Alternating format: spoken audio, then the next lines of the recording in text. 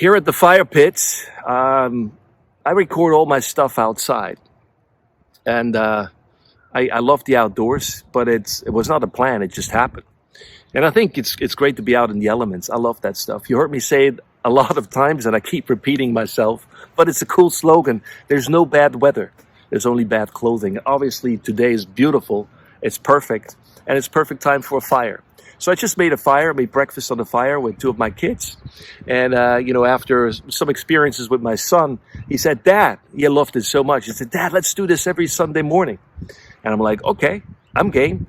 And I don't know if we're going to keep doing this every Sunday morning, but hey, why not start? Why not start? And then we'll see how it goes. Maybe it will be once a month. Maybe it will be every other week. Maybe it will be every 2 months. It doesn't matter. But just the fact that he's interested and cares and wants to do that with me is amazing. So right now, you see, I'm just going to move this a little bit. There's the fire pit, and the fire just burned down. There's still smoke coming out and a little fire. And if you need to keep burning stuff, obviously fire keeps going. So why I'm saying this, I just had this thought right now. Actually, I didn't even plan to talk about this. It happens a lot. But, one of the things that I have on my hashtags is tend to fire. I was reminded that during this COVID stuff and pandemic, if I look back, the main thing that I did, different things that we did as a ministry and also as a person, I felt like, how can I help my fellow man? How can I engage, and how can I be giving a helping hand for those that are in need? And people have been in need and still are in need from that time. But some couldn't go shopping anymore. It was hard to get some stuff at that time, which was crazy to think about it. But I was fortunate enough I worked in a grocery store, and so there's groceries. And while I was there, I felt like I offered to those that are have a hard time to get out of the house because their health is fragile, so they shouldn't be around people. I offered to do shopping for them. It's a little thing, something small, but it makes a huge impact to somebody else. Sometimes it's small things that we can do. We want to change the world, right? If you start out like me, and when I was a young man, I was like, I want to change the world. And now I just want to. It broke it down to I just want to change my world. Everything became much smaller. And why I'm saying this, there's nothing wrong to change the world. But, as Michael Jackson wrote in one of his songs, Man in the Mirror, look in the mirror, start with you. And that's a deep, deep wisdom. And it's powerful. And it's like, if you want to change the world, start with yourself. And I had to learn that over the years. And so it's the small things that make a huge difference. Sometimes we don't realize that, how much of a difference that makes. And so during that time, I did some shopping for people and helped them in a small way. But for them, it was huge. And the other thing that I did where I felt like the slogan is coming for tend to fire is I made fires. And once a week here, I built the fire pit just before COVID, actually in the same year. It was finished. Little did I know why this is here for. Obviously, I love fires, and I love to bring people around the fire. It is something elemental, I think, something very primal. Something, like fire has warmth. It has light. Brings people together. You have food around it. Obviously, now at times we have homes. We don't need fires outside. But just think about the time before us, the time a little further back. Fire was protection. Protecting from danger and being together as a community, helping each other, having food, stories around the fire. That's one of the best things. I was just out here with my kids, and especially one of them, we just started to share stories about a movie we just watched. And it happens here around something like that. It can be something else, but fire has that kind of thing to it, I think. And some don't like the smoke. I don't really mind, or the smell. I don't mind smelling like a sausage, and we actually had sausages today. But tend to fire, in order for this to keep going, you need to stoke it. You need to put some more fire, wood in it. And, way back, we had this beautiful picture somebody gave us. It's like that. Everybody, and I actually did this for a while, bring your log with, bring your own, obviously you can, as a allegory, you can use yourself, your life as a log. Maybe it's a stupid allegory, but think about it. If Obviously, literally don't throw yourself in the fire, but if you give yourself to something that burns and you give your life to it, it burns brighter. The more fire logs or the more bodies or people you have, the brighter the fire will get and spread.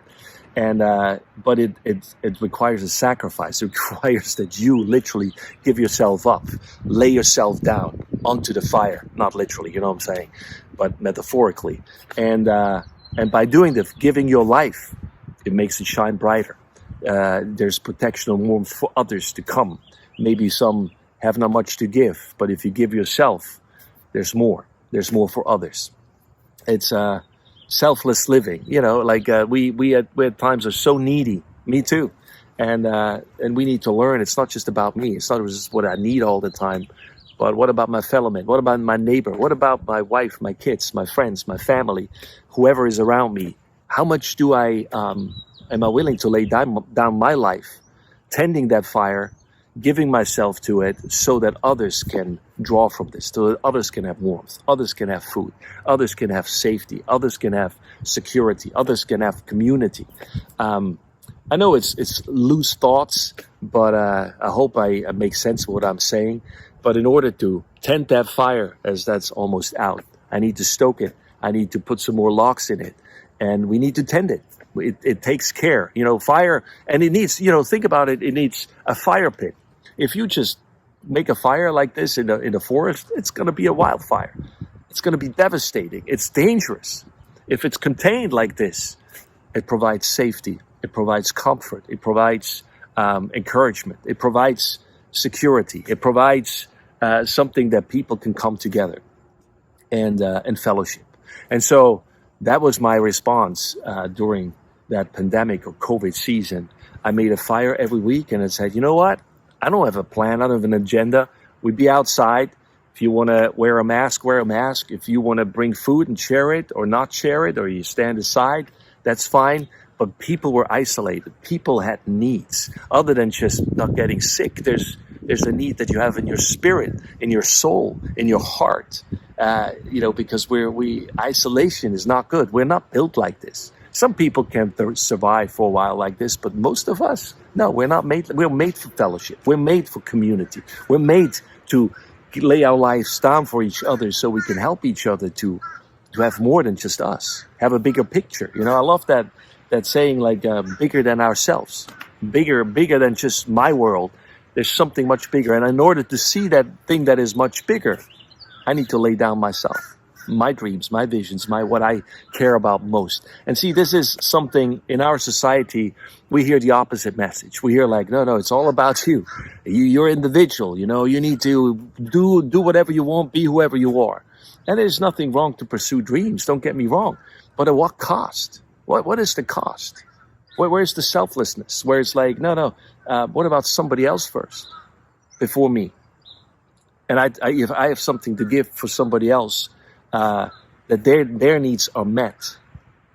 And maybe by doing this, by giving up what I want, and give it to somebody else, maybe by just, that's not the goal, I do this, then I get this, that's not the right idea. But through this, normally it comes back to us and our needs will be met. You know, like maybe an example with this is, if I love gifts, I love to receive them. You know, so if you ever have a gift, bring it to me. Don't know what to do, I'd take it, if it's a good one. But, you know, over the years, I realized, you know, what is even more satisfying to me is to give somebody else a gift and see the reaction when they open it. Or sometimes you give something, you don't even say anything, not it's from you or whatever, and you see the reaction. Maybe you don't even see the reaction. You just know somebody that you care about loves that, and you can provide that. That's a beautiful thing. I mean, and I reached a point now, I feel like, you know what? I don't even need a gift anymore, even though I enjoy it. You know, even with my kids. So like I remember with my dad especially, is like, what do you want for your birthday or Father's Day or Christmas? I don't need anything. I have everything. I don't need anything. And it was like, as a young boy or man, I was like, how can you say that? I mean, how can you even say that? And you know what? You reach a point. I totally understand that, where my dad was, to say, you know what? I reached a point when my kids ask me, it's like, I'm good. I don't need anything. I'm fine. I'm happy. I'm satisfied. It's all good. Because it's better to give to others than to just give to yourself. This is like laying down your life, right? It's what the Bible talks about. No greater love as have those that give up their lives for their friends or family or whoever it is. And so I just want to say that, tend to fire. Whatever that is in your life right now, where you need attendance or maintenance, work on it. Work on it. Put in another log, or maybe you have a log for somebody else than yourself. Maybe you need another log, and you need a friend to, lay down what they have and give it to you. Either way, you also, it reminds me, I wanted to say that you reap what you sow. What you sow, that's what's going to come back. If you give yourself, something else will come back to you in much greater form, in maybe in a different form, maybe not right away, but it will come back. It will come back eventually. So keep sowing, keep giving, keep tending your fire or somebody else's fire, and help each other out.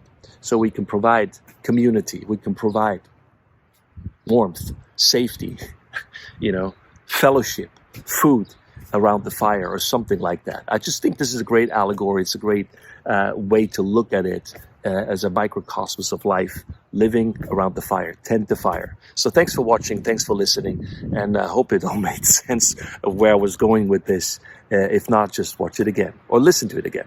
That's my perspective. Bye-bye for now.